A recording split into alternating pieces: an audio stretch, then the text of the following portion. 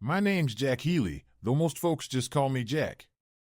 It's surreal, standing here in my bedroom doorway for what feels like an eternity, watching my wife Dakota go at it with some stranger.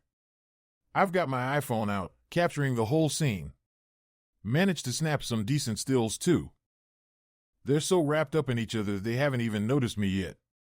From my vantage point, there's still plenty of time to gather more evidence. But honestly, it's getting kind of redundant. As I ponder for a moment, the guy starts to look oddly familiar. Maybe because he's a spitting image of me. Same age, height, build. Brown hair, blue eyes, 10 fingers, 10 toes, the whole deal. You get the picture. And, crucially, no more well-endowed than me. I always thought cheating wives went for guys packing heat, you know? Wasn't that the deal? So what's the attraction? Guess it's just the fact that he's not me. Classic cliche, but I cut my business trip short by a day only to find a strange car parked smack in the middle of our driveway. Another thing bugging me, why would Dakota have her lover flaunt his presence like that? We live in a cookie-cutter neighborhood, close-knit. Didn't she care if anyone caught on? Finding your wife getting it on in your bed with some jerk is a gut punch, no doubt. But the real sting? In 18 years of marriage, Dakota's never shown even a hint of the sexual frenzy she's putting on now.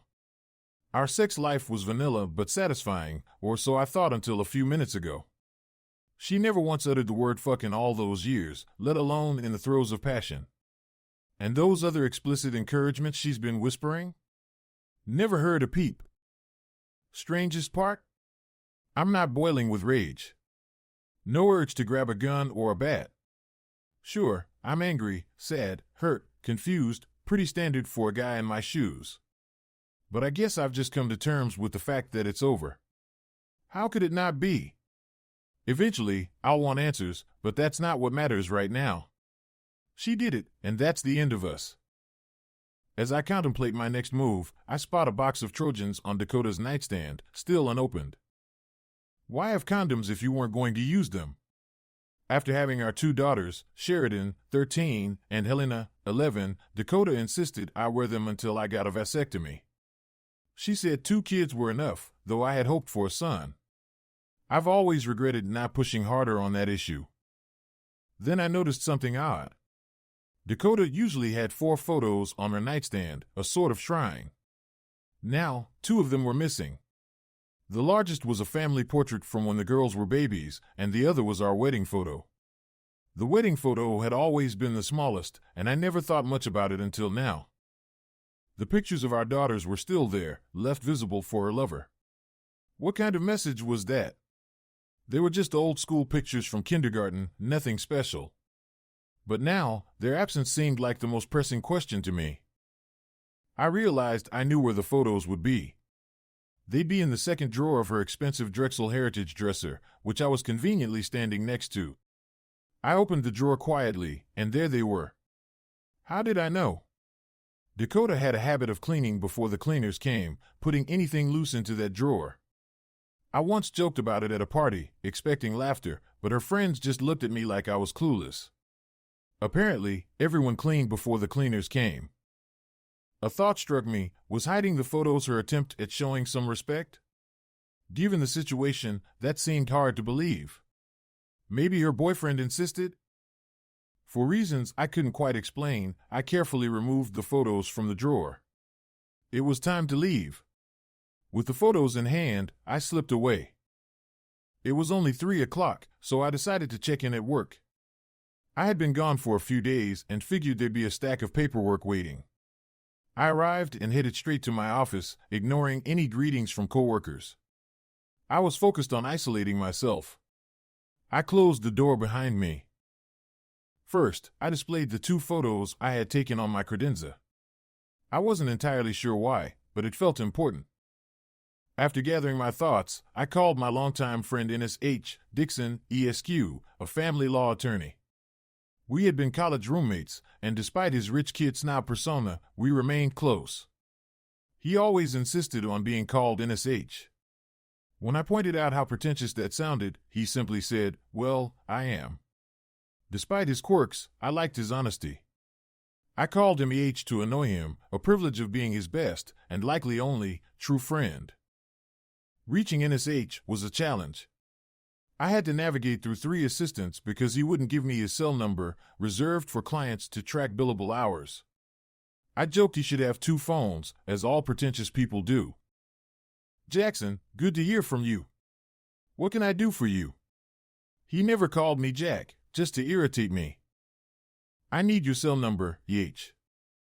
Oh shit, what happened? I told him everything. For all I know, they're still at it in my bed right now. That's truly awful, man. What do you want to do? I want a divorce. And I want them to feel the pain. Well, you're in luck. First, I'm the best family law attorney in the state. Second, you don't live in a no-fault state. I assume you want primary custody, but that's tough. Not impossible, but tough. Even if we prove adultery, she might still get alimony. She's a stay-at-home mom, and you earn a lot, so you could end up paying even in an at-fault state. I'll have my investigators look into Dakota and her lover. It will be expensive, but if you want custody, we need more than just proof of her affair. We need everything about her lover and their relationship. Do it. I don't care about the cost. Never say that to a lawyer, Jackson. It's like giving heroin to an addict. He must have sensed my despair because he paused. I'm sorry, Jackson. I didn't mean to make light of it. I don't need you to be sorry, YH. I need you to be ruthless. I can do ruthless.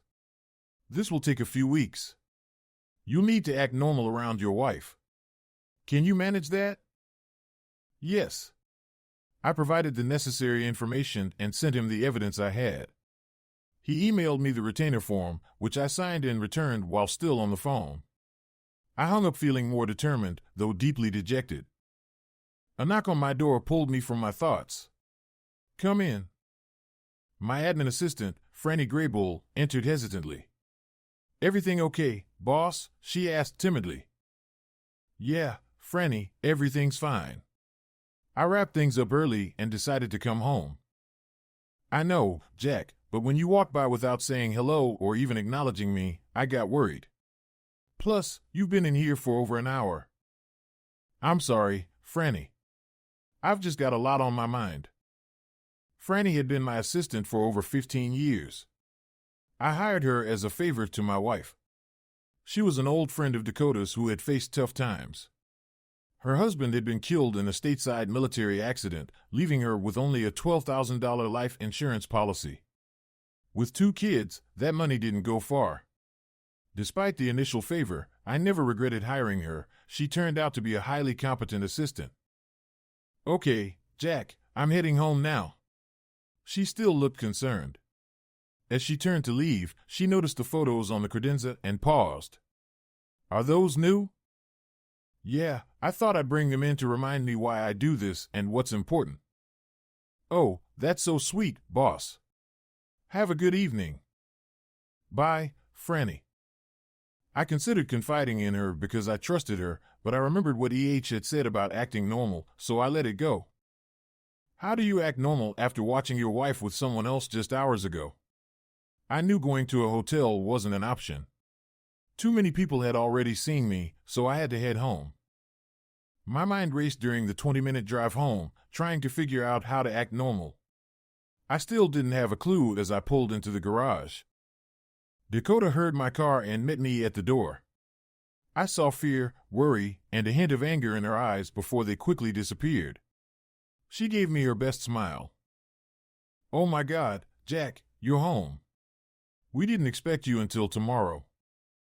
Yeah, you traitorous woman, I'm home, so deal with it. I thought I'd surprise you. I got in around 3 and decided to finish the day at the office. Well, we're glad you're home, honey. She kissed me on the cheek. Dinner will be ready in a few minutes, but it's not much since I wasn't expecting you. That's okay. I'm not very hungry anyway. I'm going to change out of this suit. It feels like I've had it on for weeks. I started up the stairs. That's when the girls caught up with me. They hugged me, squealing and laughing. We're so glad you're home. We love you, Daddy. I love you too, guys.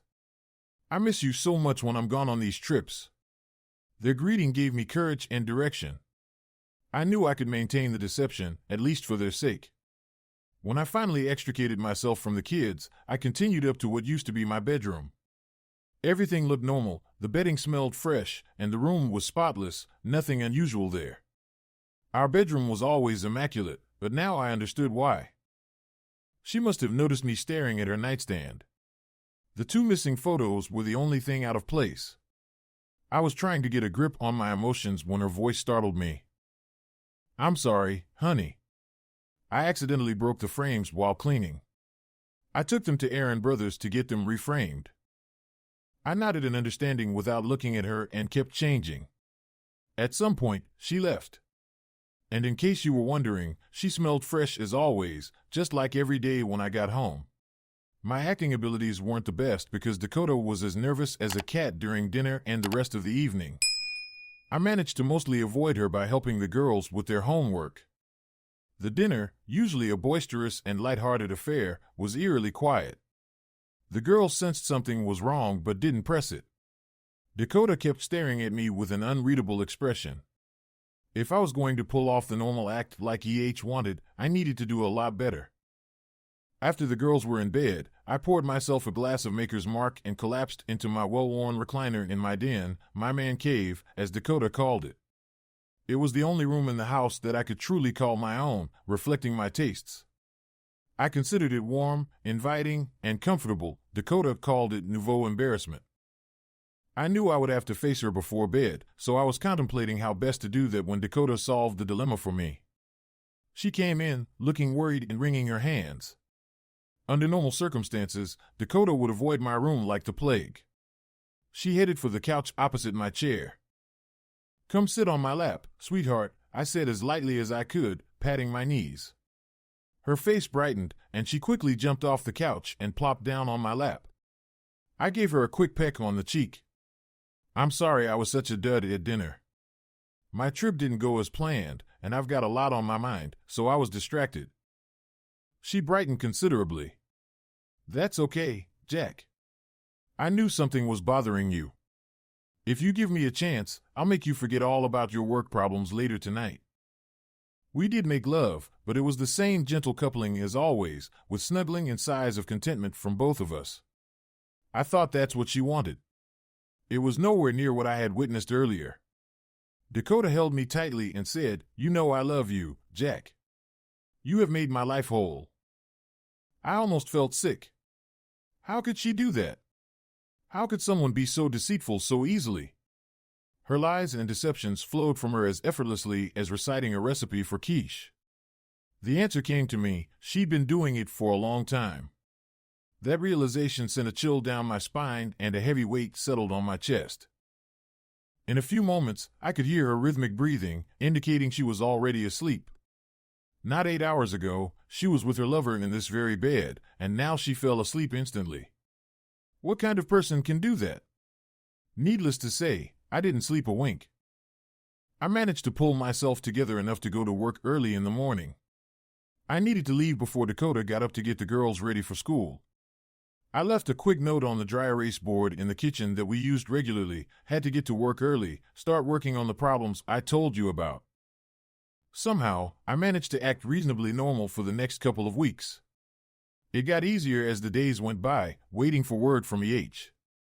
Maybe that's how cheaters get good at lying and hiding affairs, they have enough time to practice. Dakota, on the other hand, kept getting more anxious. She looked like she had a lot on her mind but never really said anything to me. She was always affectionate but seemed to go out of her way to be touchy-feely.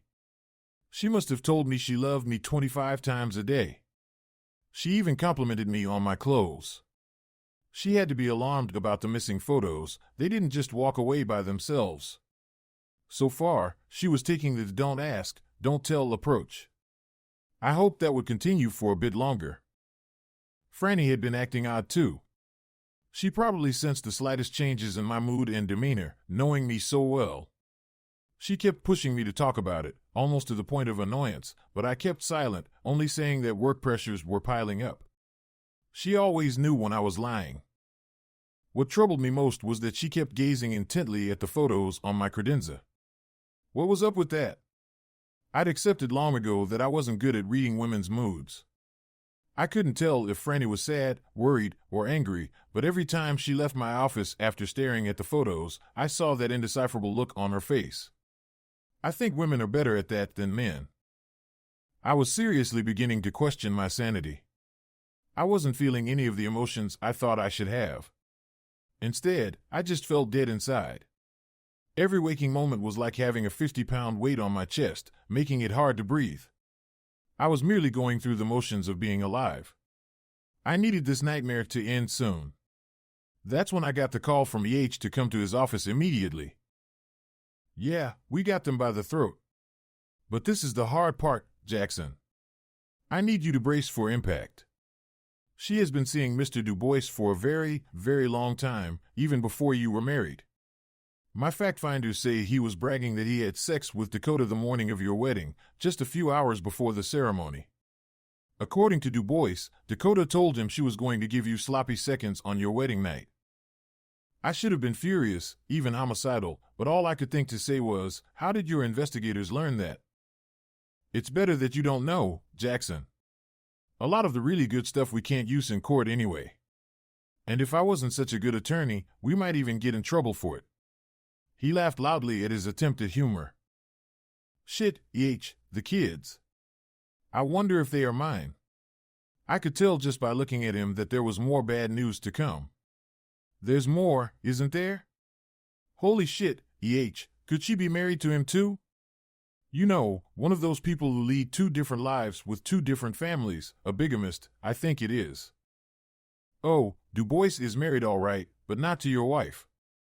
He has a family of his own. He's been married for 10 years, has 3 children, all under the age of 8. Burning his ass will be easy if you're up for it. I don't know, I don't want to mess up the lives of his wife and kids. Well, Jackson, I think you would be doing his wife and kids the favor. If you choose to watch and listen to the videos of Dakota and him, you'll see that he pretty much shreds you and his wife to pieces. Dakota doesn't really join him in all that talk, but she doesn't shut him down either. In fact, my people picked up information that indicates he only married his wife because Dakota wouldn't divorce you to be with him. Jesus Christ, given everything you have found out, why would she want to stay married to me? We haven't figured that one out yet, buddy, but we are working on it. Just give us time. I can't hold it together much longer. When can we have her served? In good time, Jackson, but I'm working on something that will make it worth the wait. Life went on. Dakota was very affectionate. She had the girls on their best behavior, and we made love a little more often than in the past. However, there was no change in the manner of our lovemaking. She always seemed very satisfied. I didn't think she was that good an actress to fake her satisfaction all these years. It just made her cheating all the more disturbing. Oh, I was a realist and knew that all women faked orgasms at some point during their lives. Well, at least 80% if you believe one survey's results. Years ago, I had asked her if she ever did, and she had answered yes. I told her that it hurt me and asked her not to do that anymore. My ego wasn't so fragile that it couldn't take it, I told her. I stressed the need for us to be open and honest with one another. At any rate, maybe 25% to 30% of the time we had sex, she didn't reach climax. It never seemed to bother her much. She said men were far more focused on it than women. According to her, what was more important was that 100% of the time with me, she felt safe, warm, and loved. I guess I was a fool. I was driving myself crazy, going in circles, trying to understand her actions. How could she say that and still cheat on me? So, I decided it was best if I did the pretending until this was over. What was the H waiting for, anyway? The following Monday, I got a call from him asking me to come to his office again. EH was one of those guys who would be cracking jokes on his deathbed. He never took anything seriously, but looking at him now, I thought he might be physically ill soon. He just slowly nodded his head. Look, Jack, I'm not quite sure how to tell you this, but it could change your outlook on custody. They aren't mine, are they? We won't know for certain until we have DNA done, but no, I don't think they are yours. But it's worse than that. How much worse could it be, Yh? If they're not mine biologically? They know, Jack. What are you talking about? I sharply interjected. The girls know that Du Bois is their biological father. My people got a video of the four of them, Du Bois, Dakota, and the girls, together, picnicking at the park last Sunday. They were calling him Daddy. He and your wife were holding hands, kissing, and playing games with Sheridan and Helena. That's the point where everything went black.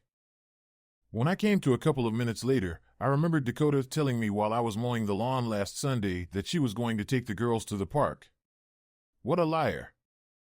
The next thing I remembered was EH's paralegal pressing a cold, wet towel to my forehead and hearing EH calling my name.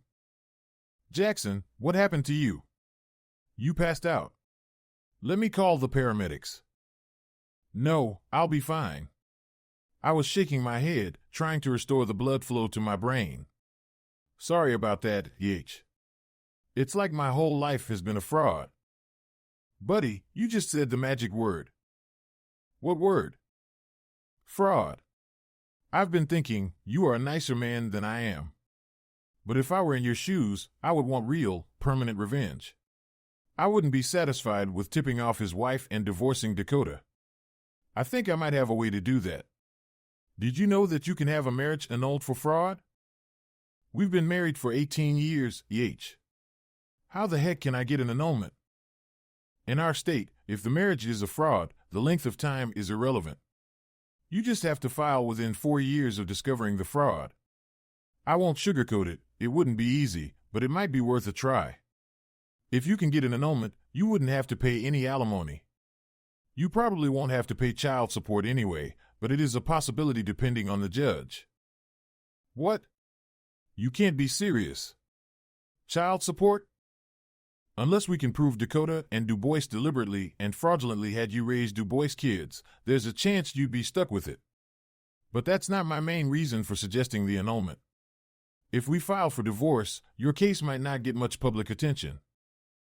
But if we file for an annulment after an 18-year marriage, I'm betting the tabloids and news outlets will be all over it. We will publicly shame them both. It also strengthens our case for back child support, making it more feasible. And that's where I can get my 40%. I could even give you a 5% discount. Plus, you get the ruthless approach you asked for. Your generosity is touching, EH. It grabs me right here, I said, tapping my heart. There's even more, Jack. We found some other interesting little facts. I listened to what he had to say, and then we started making plans and saying our goodbyes. By that time, I was pretty well past being shocked by anything. When I returned to the office, I was ambushed by Franny. Jack, what is wrong with you?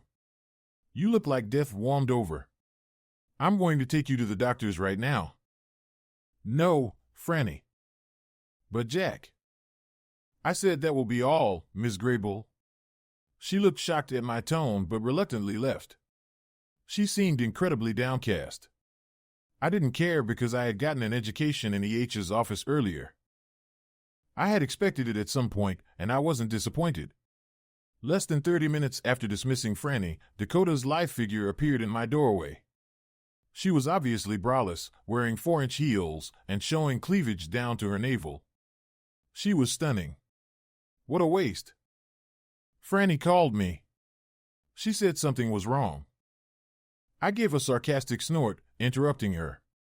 I was trying, without much success, to maintain my composure. I was trying to formulate a coherent response when I realized she was staring at the photographs. She had looked for them as if she knew right where they would be. She gave a deep sigh and settled into one of the chairs in front of my desk. She wasn't wearing panties either. Did she really think that would help? You were there, you saw us. She looked sad, but her words were spoken with only a hint of despondency, mostly in a matter-of-fact manner. They cut me to the core in any case. It doesn't mean anything, Jack. It's just a fling. It doesn't compare to what we have together. Tell me something, Dakota. I know that wasn't the first time. How long? No, it wasn't the first time, sweetheart, but it's only been going on for a couple of months. She almost sounded sincere. 2 months. How many times? I think it's only been 3 or 4 times, baby, and never before at the house. I screwed up, it's over, let's just forget it. The lies rolled off her tongue without a hint of guilt. She wasn't sweating or wringing her hands. She didn't look away, she didn't even blink. She was stone-cold lying while looking directly into my eyes the whole time. I knew she had no intention of giving up her boyfriend. Thank you for being honest with me, Dakota. I think most cheaters would have just lied and claimed it was the first time. Like drunk saying, honest officer, I only had 2 drinks kind of thing. But you told me the truth. You gave me a peek into your soul and let me see who you really are, and I appreciate it. I had what I hoped was a benign look on my face. I noticed just the faintest fluttering of her eyelids at my last statement, but nothing more. She must have recognized something in my expression, though. Don't do this, Jack, it won't end well for you. You will be hurt in ways you can't fathom. It would be so unnecessary. Just leave it alone, and let's go on with our life as it is. I love you, you love me, and we both love the girls. Please just let it go. It almost sounds like you're threatening me, Dakota. Oh, honey, I'm sorry if it sounded that way. That's not how I meant it at all. What I meant was that you are in control of how much you let my failings hurt you, hurt us. But mostly Jack, it will hurt Helena and Sheridan. They didn't do anything wrong, I did. Please, let's talk about it more when you get home tonight. I know I can make you understand. Okay, we'll talk more tonight. But I really need to get back to work right now. She walked over to me and planted a passionate kiss on my lips, shoving her tongue down my throat before I knew what she was doing. Maybe she mistook me for her boyfriend? We're so good together, babe. Don't let my weakness throw our family away.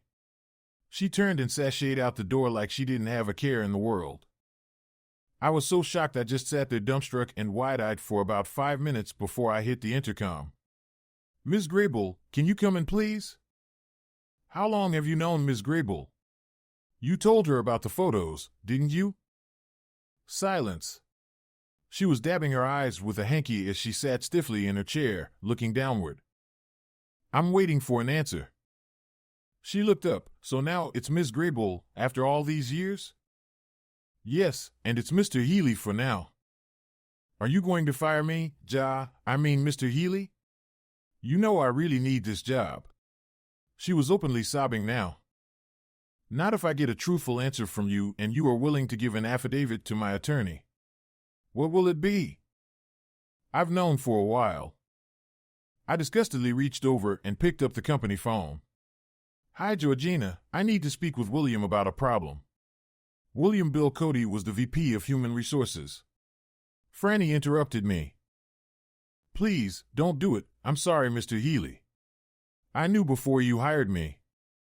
What did you know, Miss Grable? She went back to her equivocating. I slapped my palm hard on the desk. It made a snapping sound, almost like a gunshot. It caused her to jump, it startled her so. I am losing my patience. You know about her activities. I'm growing weary of the games, Miss Grable. I'm tired of asking questions. Tell me a story. Now. I could see her trying to work out in her mind whether or not to tell me the whole truth. I won't accept anything less than the whole truth, Franny. I deliberately softened my voice and my attitude. Please, Franny, you at least owe me that for having helped you out. I'm trying to figure out why you would betray me like this. She had to take a few moments to compose herself. She had been close to hyperventilating.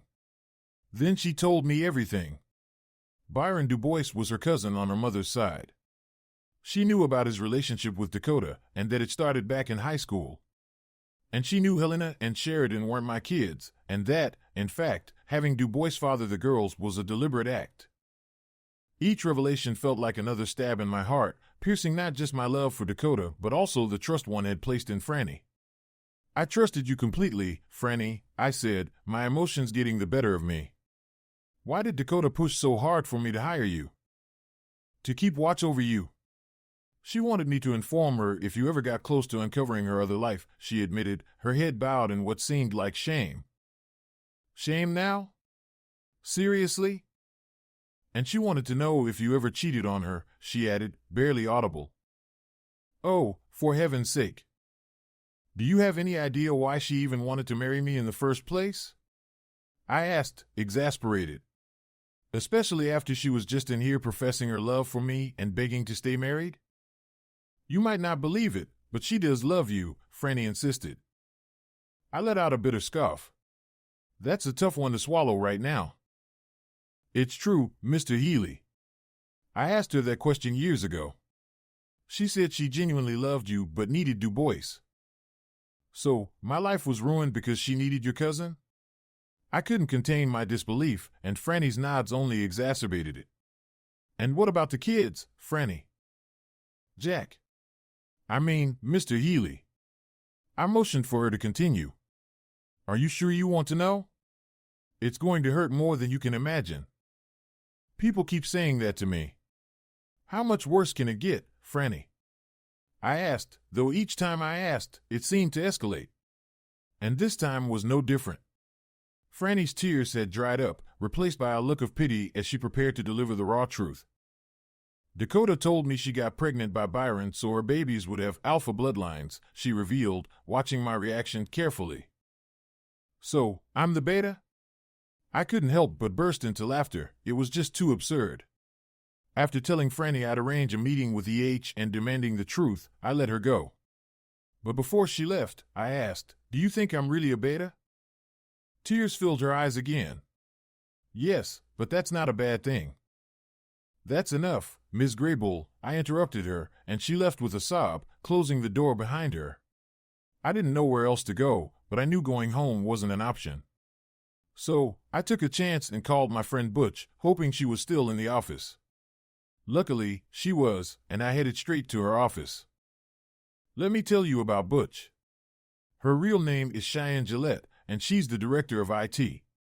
She's a retired U.S. Navy commander, and rumor has it that she was the first woman to qualify for the Navy's Bud School back in her younger days, though a knee injury ended her chances. Tough as nails, she's not exactly close to anyone at work. She's openly lesbian and proud of it, but she prefers to be called queer if you're smiling when you say it. I didn't fully understand it all, but I was her friend, pretty much her only one at work. That friendship started when I saw her being harassed by some jerk outside the break room. He crossed the line, and I'd had enough. She physically pushed him away, and when she glanced at me, she looked worried. Company policy doesn't favor a director pushing an hourly employee unless you're related to the owner. Ms. Gillette, he shouldn't have done that. Are you okay? I said calmly. She smiled quickly and whispered something to the jerk. As she walked past me, she said, call me Butch. All my friends do. The jerk didn't show up for work for 3 days and was soon gone for good. That was it, we were friends. I thought I'd made a terrible mistake when I accidentally called her Butch in an executive meeting. But she just shot back, okay, Sundance, and all was well. If you were Butch's friend, you were a friend for life. Damn, Sundance, you look rough. Sundance had become her standard greeting for me. What's going on? There's talk around the office about some major drama in your world. That's an understatement, Butch, I sighed, sinking into a chair. I need a place to crash for a while. Can I stay with you and Becky? Becky was her partner of 17 years. Sure thing, Jack. I'll have to check with her, but I don't see a problem. We've got plenty of space. Want to fill me in? I told her pretty much everything. When I mentioned what Franny had done and that I wanted to fire her, Butch raised her hand to stop me. You can't fire her, Jack. That could lead to a wrongful termination suit, especially if she claims you were retaliating against her for personal issues unrelated to work. I don't know if she would, but you can't take that risk. Bullshit, Butch. So, she gets to screw me over after what she did? Relax, Jack, I've got a better plan. Just arrange a transfer for her with Bill. I need a new admin, Butch said with a wicked grin. Give her a raise too. That way, she can't claim harassment from you. You mentioned she needs the money, right? I couldn't help but return her smile and chuckle. It was the first glimmer of hope I'd had, perhaps signaling the start of my recovery along the long road ahead. You see, Butch had been here for about 5 years, and during that time, she'd gone through a dozen, no, it must be 13 now, AAs. And that's not even counting the ones who resigned when they found out they'd be working for her. The first few who crossed her filed all sorts of complaints and lawsuits. None went anywhere because Butch didn't hold anyone to a different standard than herself. She kept meticulous records and took no nonsense. Among the administrative staff, she was known as the Angel of Death because if you worked for her, you were a dead girl walking. That night at their place, I had to recount the whole story again for Becky's benefit. Her only response was constant sympathetic headshaking. Butch just seemed to grow angrier. I was glad she was on my side. After I'd calmed down a bit from finishing my tale, I recounted my conversation with Franny after Dakota left. Oh, that woman is going to love working for me, Jack. Butch exclaimed. I figured that would be a short story. Since I apparently enjoy self-torture, I asked him about the beta comment from Franny. It's a guy thing, right? Butch rolled her eyes at me. Of course, you're a beta, Jack. Geez, you guys need to stop watching so much porn. Listen, in real life, a beta male is a fantastic lover because he cares about his partner's pleasure.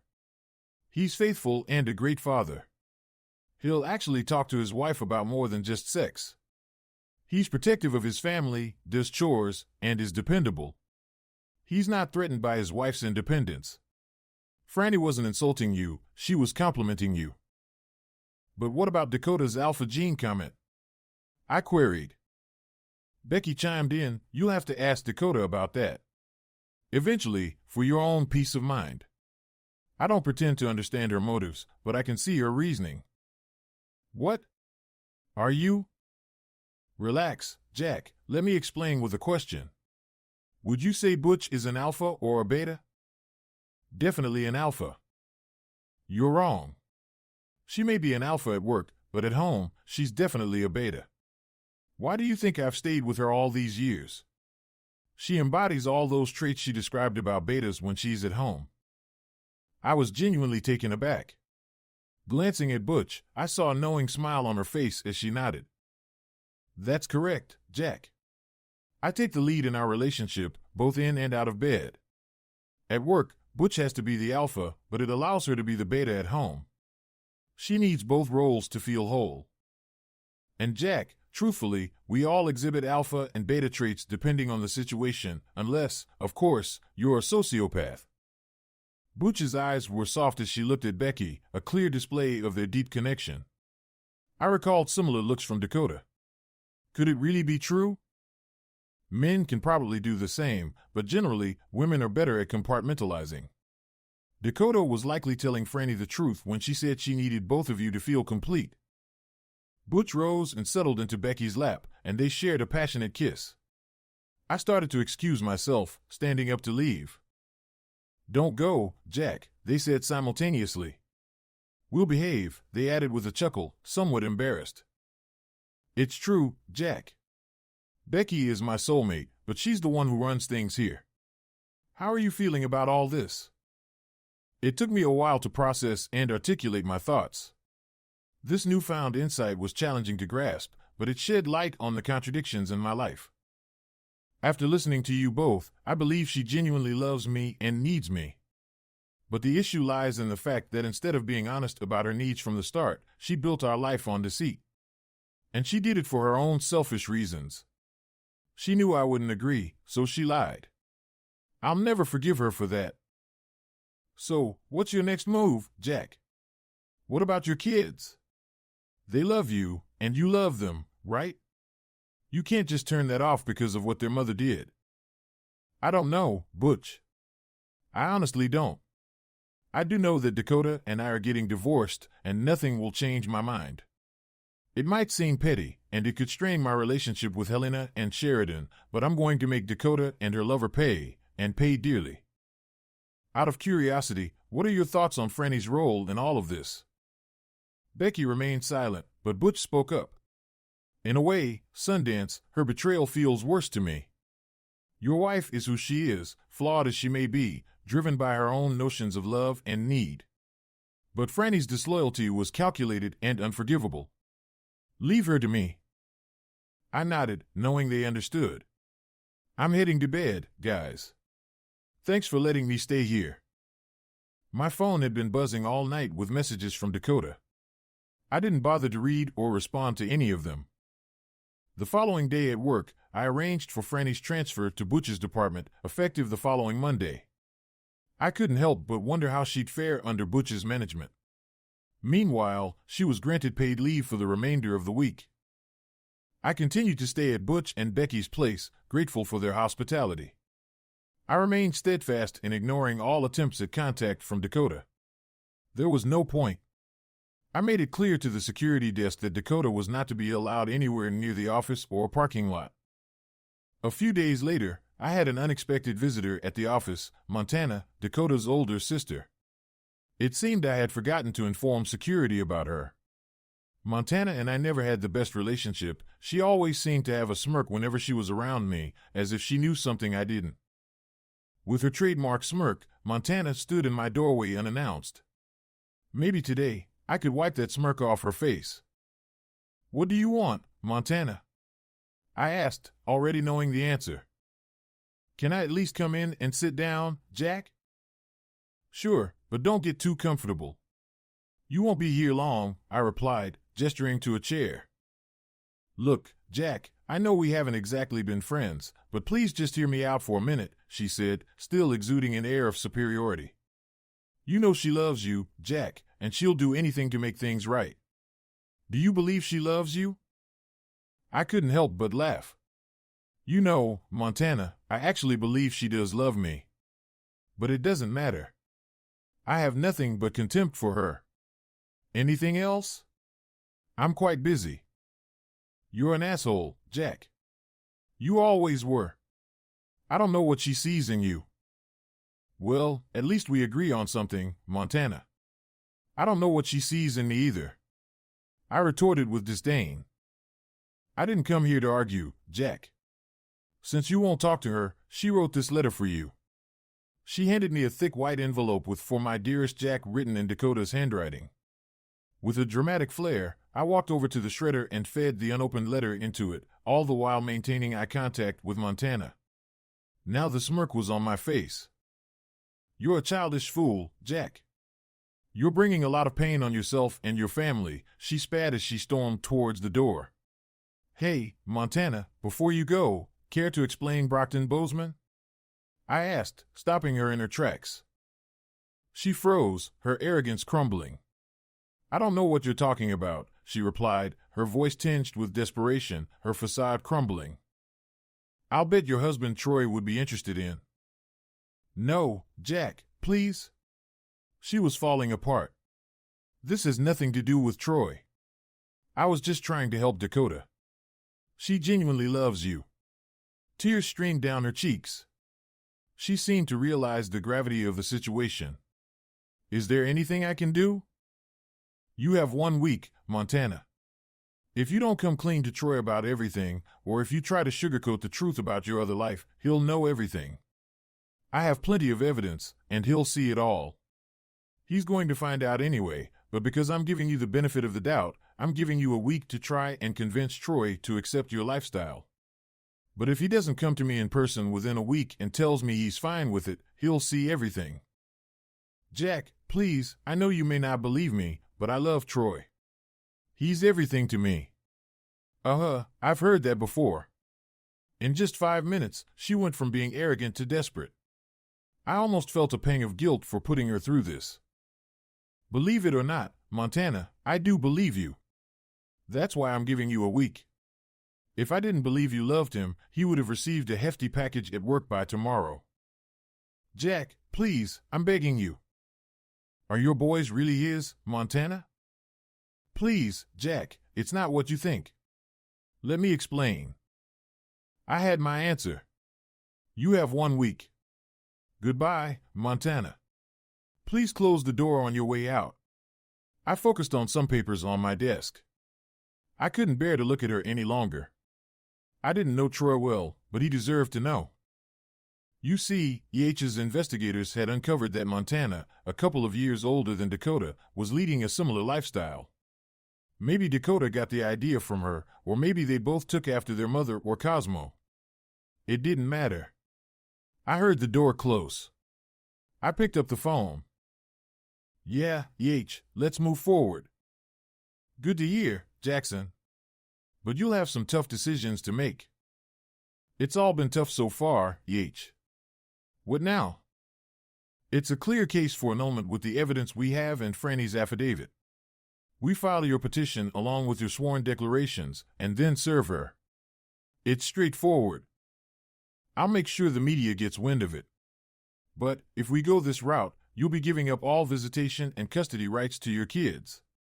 You won't have to pay alimony or child support. It'll be like the girls were never part of your life.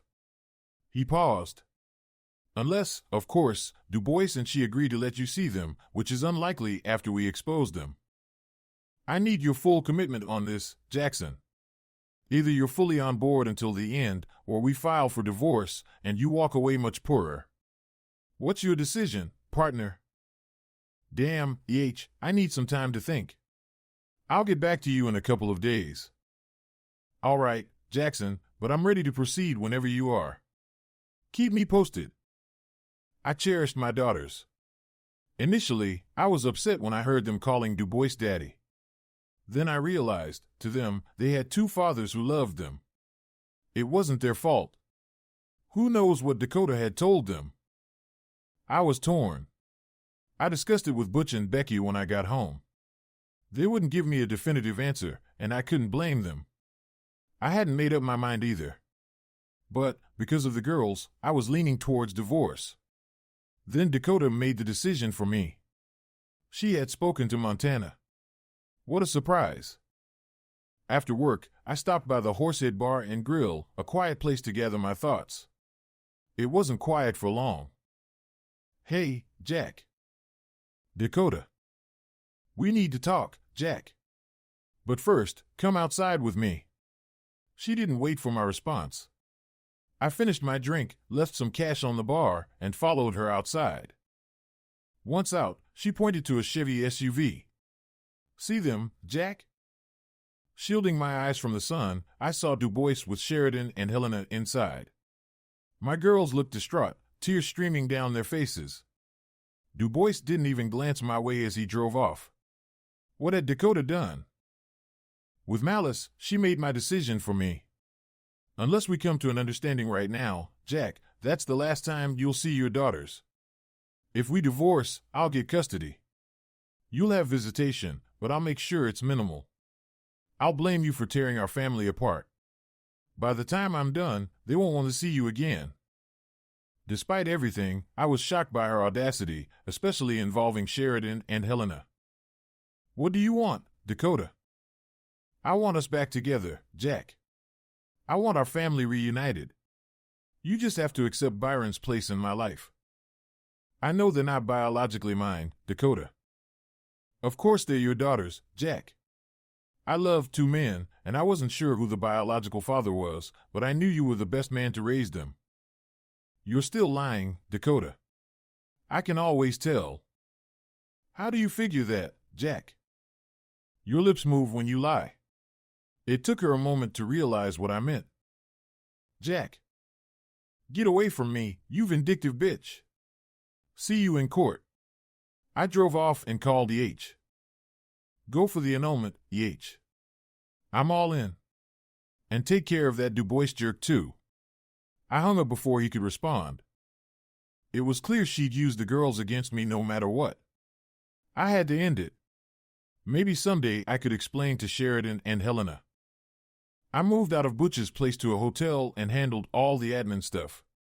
EH would serve her with a TRO, and we'd attend a hearing to make it permanent, 3 years here. EH hoped she'd violate it, maybe even hurt me. He seemed too eager for that. 2 days later, Dakota did just what EH hoped. She stormed into my office, throwing things and cursing. Guards held her for the police. EH hoped for more damage, but it was enough. The annulment hearing was set. EH ensured the media knew. It was dramatic, and I got my annulment. 6 days after my talk with Montana, Troy visited. I'm not as strong as you, Jack. I love her and want to give her a chance. Our kids are older, and I need them in my life. Can you hold onto the evidence? I might need it later. You know the kids aren't yours, right? He nodded. Is she still seeing her other husband? He shook his head but looked embarrassed. The boys are mine, Jack. I can't give them up. And she says she'll give up that lifestyle if I stay. It's weird, but I think she loves me. That was unexpected. I understand, Troy. You might actually be the stronger one between us. I just can't let it go, you know? He nodded solemnly, shook my hand, and left. I never saw him or Montana again. I heard they moved out of state after their kids finished high school. On the same day, Mrs. Byron Dubois got a thick FedEx package. Things went downhill fast for Mr. Dubois. When the court awarded me back child support from him months later, he didn't have much left. EH was furious he'd only get 40% of $250 a month. He calmed down when I asked about his talk show earnings. 6 months after the annulment, I asked Dakota to talk. People said I needed closure. We met at the Horse Head. After what you did to Byron and me, you'll never see my girls. Whisper to them, and I'll get a restraining order, she snapped. After what I did to you? I took a breath. What if I drop the restraining order and pay for the girls' college? They're innocent. I want them to have a chance. I don't know, Jack. I'll even babysit if you want a weekend away. I just want to be part of their lives. Maybe explain things without bad-mouthing you. Let me think, she softened. Can I ask some questions? I just want answers, I said. Sure, she replied impatiently. Her dismissive attitude was infuriating, though it didn't take much to trigger that with her. Why? You practically ruined my life, and for what? I demanded. She let out an exasperated sigh. You did that to yourself, Jack, she replied, sensing my rising anger. She raised her hands in a calming gesture. I know, my actions caused our breakup, but you went to extremes. I didn't have a choice. You tore my heart out and left me in ruins. What did you expect? I expected you to be hurt, of course. But I thought we could talk it out like adults and find a way through. Look at Troy and Montana, they're still together. People work through these things. To be fair, Dakota, Montana promised to end her affair to save her marriage. You told me I had to accept Byron in your life, I pointed out, seeing the hurt in her eyes. She shifted tactics. I didn't mean to hurt you, Jack. You had a good life with me. I loved you deeply, and it devastated me when you left. That brings up the big question, why did you need both of us? I don't know, Jack, she admitted with a deep sigh. My sister was doing it, and so were some of my friends. It's becoming more acceptable. Please, I snorted. Why not discuss it before we got married? And did you really sleep with Dubois on our wedding day? Who told you that? It's not true, she insisted, looking genuinely shocked. And if I had told you, would you have married me? I loved you. Then why him? And why in our bed? I pressed. That was a mistake, Jack. Byron pushed it, and I caved. I regret it deeply, she confessed, on the verge of tears. Speaking of alpha and beta. Jack, please, you were a wonderful husband, father, and lover. Then why involve the kids? That wasn't an accident, I challenged. She seemed somewhat remorseful as she began her response. Jack, you're an average manager in a medium-sized company. You drive a minivan, for goodness sake. Your idea of fun is watching sports in that dreadful man cave of yours at home. Byron's idea of fun is chartering a plane to catch a game or jetting off to Vegas for the weekend. He drives Corvettes and used to own his own successful business. That lifestyle is exhilarating, but not sustainable in the long run. Yeah, but you're with him instead of me. Not for much longer, I'm afraid. Really? Yeah, living with that arrogant jerk full-time is a whole different story from using him part-time. Besides, he's a terrible father, just like I expected. I can't say I feel sorry for you, Dakota. It was a messed up situation. I wanted to shake some sense into her. You brought this on yourself. Listen, Jack. I know I screwed up big time with that stunt at the bar with the girls. It was stupid, I know. But I was desperate and felt like I had nothing to lose. I wish I could take that back, if nothing else. There was a moment of silence, but the conversation didn't make me feel any better. Screw closure. I began to rise from my seat to leave. Jack, wait. She grabbed my arm. I still love you, and I always will. If you come back to me, we can make it work. I promise I'll never see Byron again, and I'll spend the rest of my life making it up to you. I pulled my arm away, stood up, and looked down at her. Sorry, Dakota, it's too late for that. Thanks for meeting me. Think about what I said about the girls. Goodbye, Dakota. Jack, please don't go. I need you in my life. I didn't even glance back as I left. I never received a response from Dakota regarding my proposal about the girls. Frankly, I had no idea if she was still with Du Bois or living on the streets. And honestly, I didn't care much either. But the uncertainty about Helena and Sheridan kept gnawing at me, sometimes to the point of distraction. They were innocent bystanders in this whole mess. Did I make the right decision? 2 years later, I found myself sitting at my usual spot in Emilio's, a neighborhood dive bar. I was nursing my second Jack and water when Emilio dropped another drink in front of me with an exasperated shake of his head. It had been almost 2 years since the annulment, and I was still wallowing in self-pity.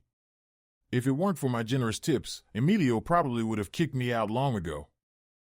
Each night, as I made my way in, Emilio greeted me in the same sarcastic tone.